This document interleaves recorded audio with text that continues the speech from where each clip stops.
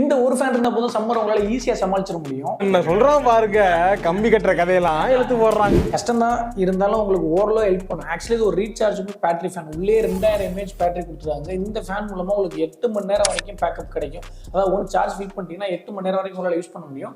மேலும் வந்து இதில் 3 மோடு கொடுத்துருக்காங்க, low, medium, high. First try பண்ணி பார்க்கலாம். இது லோ லெவலில் ஃபேனோட ஏர் ஃப்ளோ நல்லாவே இருக்குது. ஒரு ஆளுக்கு யூஸ் பண்ணுறதுக்கு கம்ஃபர்டபுளாக இருக்கும். அதே மீடியம் சூஸ் பண்ணிங்கன்னா மீடியம் ரெக்கமெண்டபிளான ஒன்று. ரொம்ப ஸ்பீடாகவும் இல்லாமல் ரொம்ப லோவும் இல்லாமல் டீசெண்டாகவே இருக்குது.